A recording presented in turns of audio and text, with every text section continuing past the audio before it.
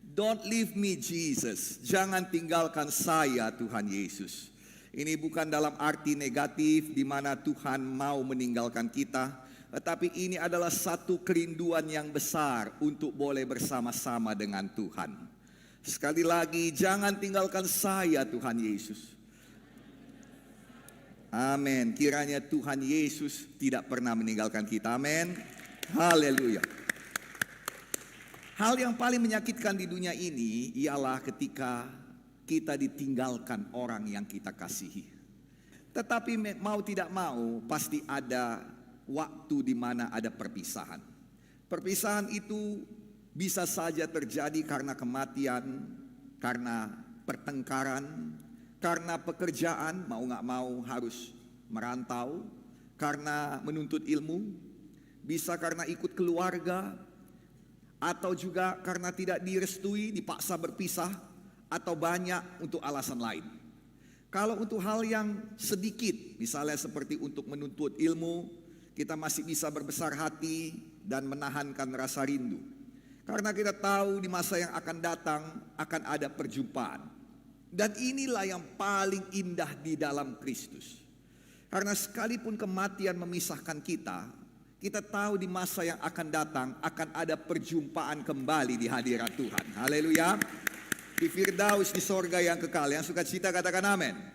Kita tahu pada waktu nanti trompet sangkakala sorgawi dibunyikan, kita akan berjumpa kembali di awang-awang, dan yang paling indah kita bertemu kembali dengan Yesus. Dan setiap kali ada janji pertemuan, itu membuat kita punya harapan. Haleluya. Itu membuat kita tidak gentar dan goyah karena ada perpisahan. Nah saudara, itulah yang membuat kita tetap bersemangat mengarungi hari-hari hidup kita walau kita sendirian. Karena akan ada pertemuan kembali. Yang setuju katakan haleluya. Tapi yang jelas kalau kita yang percaya Yesus semua dikumpulkan Tuhan bersama-sama dengan Dia di Firdaus. Haleluya. Luar biasa. Jadi ada harapan ini membuat kita sukacita. Dan ada sesuatu yang lebih menyedihkan lagi. Apa itu? Yang lebih menyedihkan ialah ketika kita baru aja ketemu, tapi harus berpisah lagi. Aduh Tuhan. Yang ini seperti sinetron saudara ya. Baru aja ketemu, belum lagi puas hati ini, sudah berpisah lagi. Makanya orang Indonesia ini pandai sekali mengatur kata-kata. Dia berkata, bukan perpisahan yang kutangisi, tetapi perjumpaanlah yang kusesali, kata dia saudara. Saya percaya ada beberapa di antara saudara mengerti betul arti kata-kata ini ya. Saya percaya ada yang demikian. Ada beberapa orang berkata pada saya, Pak, kenapalah Tuhan memanggil suami saya? Padahal baru setahun ini kami beribadah bersama-sama. Nah itulah dia kira-kira. Bukan perpisahan yang kutangisi, tapi pertemuan itu yang kusesali, katanya. Baru kayak gini, kok sudah begitu.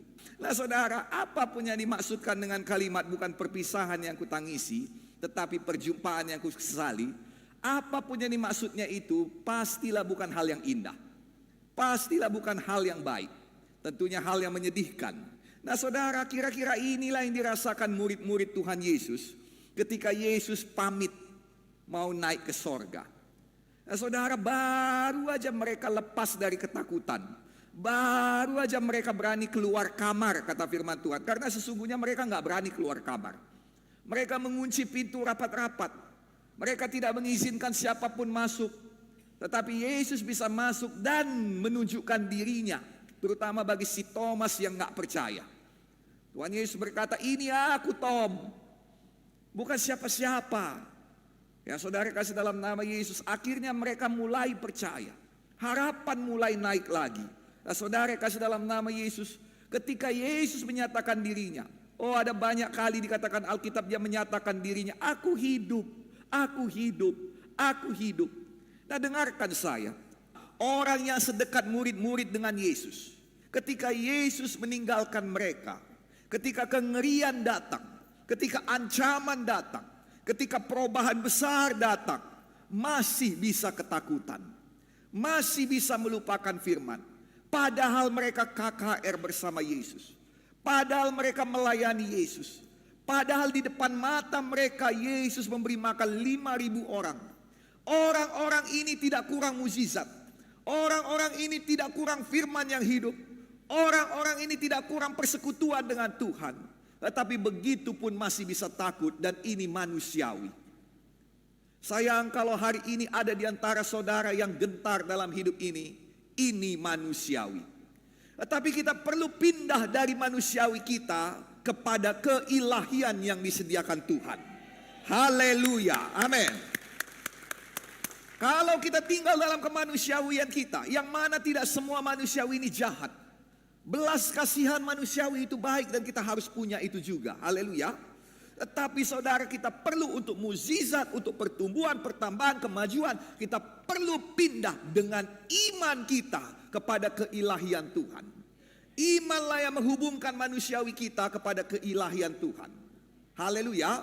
Di situ baru kita bisa maju. Adalah manusiawi kalau saudara gentar. Adalah manusiawi kalau saudara berlogika. Adalah manusiawi kalau saudara hitung-hitungan dan hitungan saudara berkata tidak mungkin. Adalah manusiawi kalau saudara takut. Adalah manusiawi kalau saudara bimbang. Adalah manusiawi kalau saudara khawatir. Tetapi kita tidak bisa tinggal di situ. Dengan iman kita harus berpindah kepada keilahian Tuhan. Karena kita bukan hanya makhluk manusiawi, kita juga makhluk roh. Dan apa yang jadi di alam roh bisa dinyatakan di alam nyata ini. Haleluya.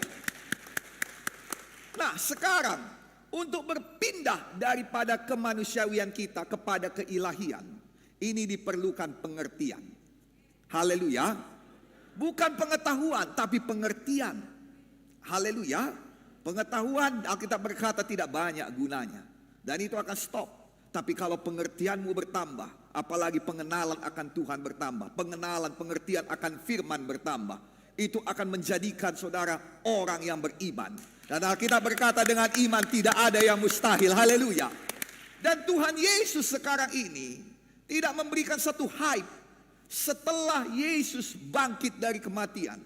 Dia tidak melakukan mukjizat apapun. Karena yang pertama, sebelum Yesus bangkit dari kematian, sebelum Yesus mati, dia melakukan banyak mukjizat. Tapi setelah Yesus bangkit dari kematian, dia tidak melakukan mukjizat apapun. Tapi tindakannya membuka hati. Dia buka hati Petrus yang sudah menyangkal dia.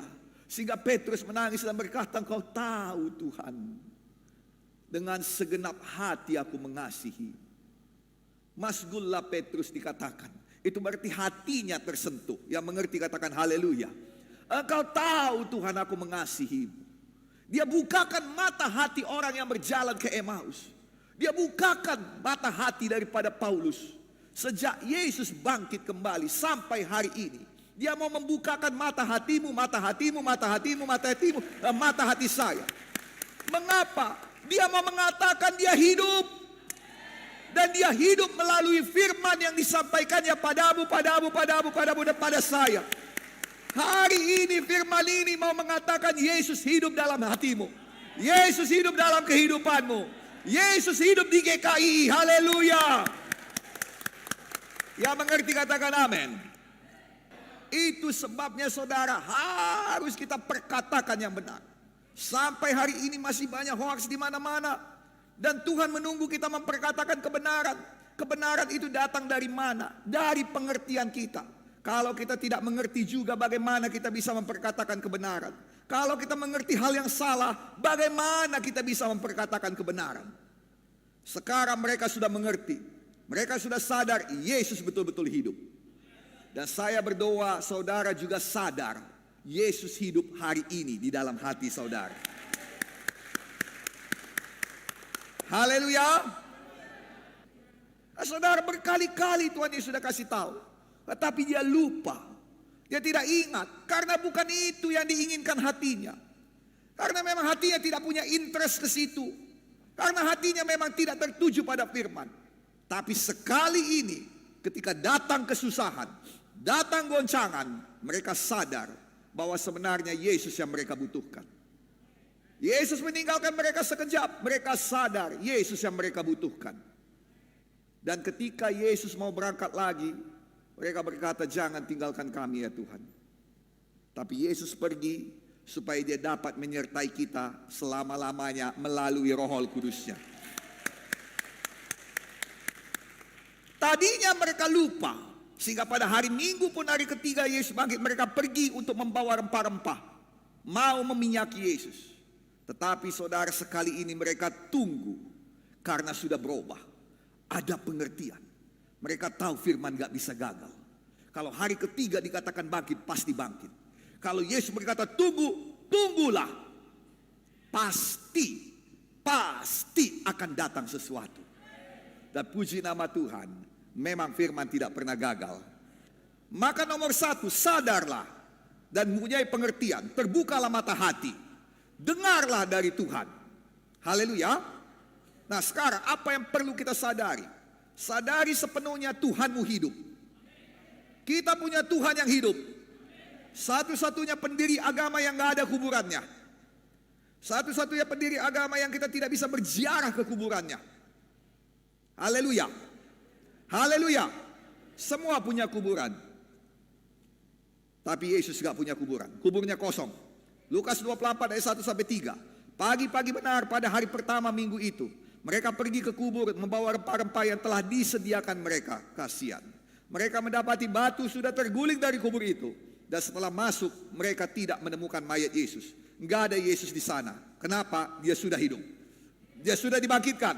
Dia hidup kembali. Banggalah, sadarlah, Tuhan yang engkau sembah, Tuhan yang kita sembah, hidup, hidup, hidup. Haleluya. Apalagi yang perlu kita sadari? Kalau dia hidup, dia dapat melihat dan memperhatikan kita. Wahyu 3 ayat 8. Aku tahu segala pekerjaan. Lihatlah, aku telah membuka pintu bagimu yang tidak dapat ditutup oleh seorang pun. Aku tahu kekuatanmu tidak seberapa. Lihatlah, diperhatikannya kali kita. Haleluya. Diperhatikannya meja makan. Dan dia berkata, aku tahu makananmu gak seberapa. Aku sudah bukakan pintu untukmu. Haleluya. Namun engkau menuruti firmanku dan engkau tidak menyangkal namaku. Sadari saudara punya Tuhan yang hidup. Tuhan yang lihat. Dia gak buta. Dan ini salah satu yang paling indah. Karena dia hidup, dia mengerti perasaan. Kadang saudara, dalam hidup ini ada waktu-waktunya ngemis sekali hidup kita sama orang. Berapa banyak yang pernah sampai ke dalam posisi demikian, angkat tangannya tinggi-tinggi. Jangan malu-malu karena Tuhan tahu kok, angkat tangannya. Betul ya? Kadang dalam hidup ini ngemis sekali kita sama semua orang. Ya Yesus baik. Tetapi kita kemudian sadar bahwa dunia ini gak perhatikan kita. Orang-orang di dunia ini sibuk dengan urusannya masing-masing. Hidupmu itu begitu kompleks, sehingga gak ada yang bisa ngerti engkau. Gak ada yang bisa memenuhi kebutuhanmu, kecuali Dia yang menciptakan engkau. Dia begitu mengerti spare partmu. Karena kita berkata dia menenun engkau di kandungan ibu. Tangannya yang membentuk engkau. Khusus untuk manusia, dia tidak hanya diciptakan dengan firman. Tapi manusia adalah makhluk yang diciptakan dengan tangan Tuhan. Ada tangan Tuhan yang membentuk engkau. Dan dia kenal betul setiap tanah liat yang ditempatkannya padamu. Dan dia bentuk hatimu dengan sangat berhati-hati. Karena di hatimu dia taruh di sana rasa cinta kepada Tuhan. Di hatimu ditaruhkan di sana satu elemen kerinduan untuk mencari Tuhan. Kenapa? Karena dia berbicara ke sini. Di sini dia bekerja. Karena di sini, di hati kita ini, dia taruhkan elemen-elemen itu. Dia kenal betul hatimu. Dia kenal betul kerinduanmu. Dia kenal seluruh seluk-beluk hidupmu yang membuat kau puas. Yang membuat kau tertawa kembali. Dia kenal titik-titik kebahagiaan. Namanya Yesus, Tuhan dan Juru Selamat kita. Itu Tuhan kita. Dia Tuhan yang punya hati. Dan dia Tuhan yang mengenal hatimu. Mengapa dia bisa mengenal hatimu? Sederhana. Karena dia memberikan hati kepadamu yang serupa dan segambar dengan Dia. Hatimu serupa dan segambar dengan hati Tuhan. Memang sudah dirusak dosa, tapi Yesus datang untuk mengembalikan itu. Semakin hari, semakin sama dengan Yesus. Semakin hari, semakin dekat dengan Yesus. Saya berdoa bukan hanya Tuhan yang mengerti engkau, tapi kita juga semakin mengerti Tuhan. Bukan hanya Tuhan yang mengerti hati kita, tapi hati ini juga semakin mengerti Tuhan. Ya, setuju katakan haleluya. Karena Dia hidup, maka Dia dapat mendengar dan menjawab doa kita. Ini yang seru. Dan saya berdoa saudara diberkati. Yesus mendengar dan menjawab doa kita karena Dia berjanji. Dia janji. Dia janji kalau kau doa Dia dengar. Dia janji kalau kau doa Dia jawab. Mazmur 91 ayat 15 sampai 16. Maka kalau Tuhan berkata, aku mau mendengar engkau, aku mau menjawab engkau, aku akan menyertai engkau dalam kesesakan, meluputkan dan memuliakan engkau, memberikan panjang umur, dan memperlihatkan hari-hari baik, keselamatan padamu. Percaya itu akan datang, itu akan jadi, itu akan dijadikan bagi kita. Haleluya. Nah saudara kasih dalam nama Yesus, Tuhan mendengar ketika kita memanggil padanya. Haleluya. Haleluya. Karena Yesus kita pasti menjawab. Pasti menjawab. Sayang, Dia pasti jawab. Mungkin jawabannya tidak seperti maumu, tapi kalau Dia menjawab lebih baik dari maumu, itulah jawabannya. Percaya. Percaya. Percaya. Haleluya. Ada yang gak percaya, tapi akhirnya percaya. Ayub 9 ayat 16. Bila aku berseru, Ia menjawab. Aku tidak dapat percaya bahwa Ia sudi mendengarkan suaraku. Siapa yang ngomong ini? Orang yang kesusahan, orang yang ditinggalkan, orang yang kehilangan segalanya, orang yang sakit, yang sengsara, orang yang dituduh, orang yang difitnah. Ayub namanya. Tadinya dia hebat, sekarang dia bukan siapa-siapa. Tadinya dia terpandang, sekarang dipandang hina. Dia berkata, sekarang ini pun kalau aku berseru Ia jawab. Aku tidak dapat percaya. Untuk orang sehina aku, Dia sudi mendengarkan suaraku. Kenapa Ayub tuliskan ini? Supaya kau tahu, sehina-hinanya engkau, Tuhan tetap sudi mendengar suaramu. Sayang, sadari, engkau tidak separah Ayub. Ayo semangat berdoa. Ayo semangat datang pada Tuhan. Ayo semangat doa syafaat Kamis nanti. Ada 3 ayat saya bawa kepadamu. Berseru kepada Tuhan di rumah Tuhan. Maka datang ke gereja. Siapapun yang mendengarkan saya, kita mau datang ke gereja kenapa? Karena kita perlu memanggil Tuhan di gereja. 2 Samuel 22 ayat 7. Ketika aku dalam kesesakan, aku berseru kepada Tuhan. Kepada Allahku aku berseru, bangga dia. Kepada Allahku. Karena Allahku beda. Haleluya. Kepada Allahku aku berseru dan Ia mendengar suaraku dari baitnya. Teriakku minta tolong masuk ke telinganya. 2 Tawari 7 ayat 14 dikatakan, dan umatku yang atasnya nama disebut merendahkan diri dan berdoa mencari wajahku. Ini cerita mengenai ketika Salomo mentasbihkan bait Allah. Amin. Dan berbalik dari jalan-jalannya jahat, maka aku akan mendengar dari sorga dan mengampuni dosa mereka serta memulihkan negeri mereka. Haleluya.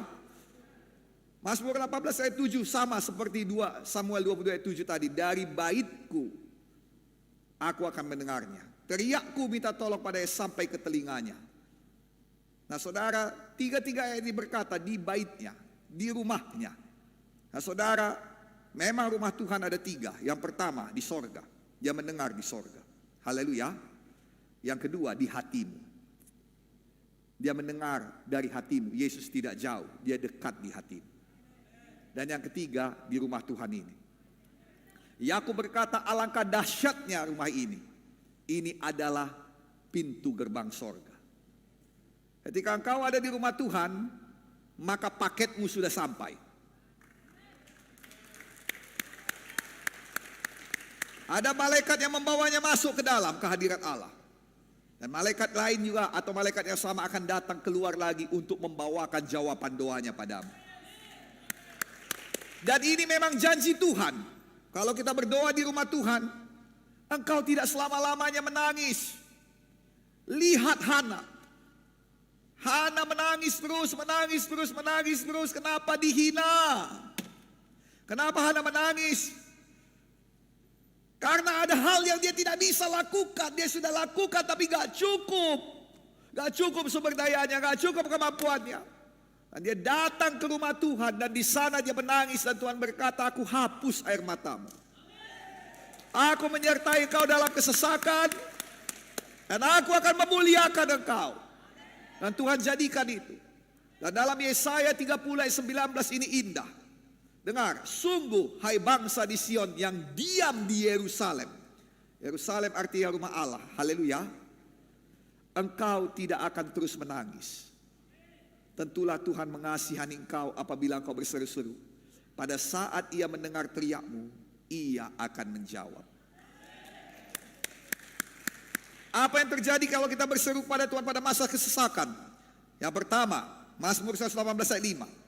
Dalam kesesakan aku telah berseru kepada Tuhan dan Tuhan telah menjawab aku dan memberikan kelegaan. Dalam nama Yesus, legalah engkau amangku, legalah engkau inangku. Tuhan sudah menjawab engkau. Percayalah, jawaban doamu sedang di perjalanan. Jadilah itu dalam nama Yesus. Haleluya. Nah, saudara kasih dalam nama Tuhan Yesus Kristus. Dikatakan memang pada saat kesesakan saudara, tadi apa yang diberikan? Yang pertama tadi diberikan saudara ialah kelegaan. Yang kedua, Tuhan memberikan pada kita kekuatan dan keberanian sehingga kita bisa melaluinya. Amin. Mazmur 138 ayat 3. Dalam nama Yesus segala ketakutan pergi, diganti iman, kekuatan, keberanian. Haleluya. Nah, saudara kasih dalam nama Tuhan Yesus Kristus, dikatakan memang tempat kesesakan kita mengadu. Tempat mengadu pada saat kesesakan kita hanya Tuhan sendiri. Tempat mengadu. Tempat kita mengadu pada masa kesesakan hanya Tuhan sendiri. Mazmur 86 ayat 6, 7 dan 8. Pak Pendeta, ini kasus mustahil. Dalam kasus mustahil pun, tempat-tempat yang mustahil, Tuhan tetap bisa dengar. Yunus 2 ayat 2. Dalam kesusahanku aku berseru kepada Tuhan dan ia menjawab aku. Dari tengah-tengah dunia orang mati aku berteriak dan kau dengarkan suaraku. Dari perut ikan dia berteriak, Tuhan dengar suaranya. Dari apapun, dari tempat-tempat yang mustahil dalam hidup ini, berteriak kepada Tuhan, tolonglah aku Tuhan. Dan ia pasti mendengarkan saudara mendengarkan kita. Yang sukacita katakan haleluya. Nah, satu lagi, Tuhan mau memberitahukan pada kita perkara yang besar kalau kita berseru padanya. Berserulah padaku, Yeremia 33:3. Tuhan mau memberitahukan hal-hal yang tidak kau pahami sebelumnya. Hal-hal yang tadinya tidak kau ketahui. Jalan keluar dari permasalahan yang tadinya tidak kau ketahui. Tindakan-tindakan yang tadinya tidak kita ketahui. Pergerakan-pergerakan yang tadinya tidak kita ketahui. Tuhan mau beritahukan. Dan dikatakan Tuhan mau beritahukan pada kita hal-hal yang besar. Tuhan mau memberikan kreativitas yang baru padamu. Nah, saudara kasih dalam nama Tuhan Yesus, Tuhan kita hanya sejauh doa. Dan biarlah ini membuat kita mau lebih sering berdoa. Karena sebelum kita doa pun, miliki kesadaran ini, miliki pengertian ini. Sebelum kita doa pun, Tuhan sudah mendengar. Tuhan sudah janji mendengarkan. Dan Tuhan bahkan sudah jawab. Mazmur 17 ayat 6. Aku berseru kepadamu, bukan karena aku punya persoalan. Aku berseru kepadamu, bukan karena aku dalam bahaya. Aku berseru kepadamu bukan karena ada ancaman. Aku berseru kepadamu karena engkau menjawab aku. Ini luar biasa. Dia dengar. Sendengkanlah telingamu kepadaku ya Tuhan. Dengarkanlah perkataanku. Luar biasa. Sekarang sadarlah. Sebelum saya cerita hari Kamis nanti, Tuhan kita naik ke sorga. Tapi sadar dulu, yang naik ke sorga itu bukan rohnya. Yang naik ke sorga itu bukan orang mati. Yang naik ke sorga itu Tuhan yang hidup. Dan dia turun kembali ke dunia ini dalam bentuk Roh Kudus. Bentuk ketiga daripada Tuhan kita. Roh Kudus hidup, berkuasa. Dia menyertai kita.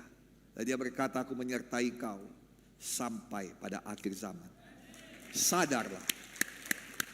Sadarlah Tuhan itu dekat dengan kita. Dia hanya sejauh doa. Dia mendengar dan menjawab doa kita. Sadarlah bagi Tuhan tidak ada keadaan yang terlalu sukar. Tuhan mau melepaskan kita dari segala kesukaran hidup kita. Tuhan mau mengangkat dan memuliakan kita, memberikan kesehatan dan panjang umur. Tuhan mau memperlihatkan hari-hari baik kepada kita. Tuhan mau memberikan kekuatan batin kepada kita. Tuhan memberikan keberanian dan Tuhan mau memberikan perkara-perkara yang besar kepada kita. Tuhan mau mengajari kita akan hal-hal yang tidak kita pahami saat ini. Tapi semua itu jadi ketika saudara berdoa. Maukah saudara berdoa saat ini? Mari kita bangkit berdiri bersama-sama.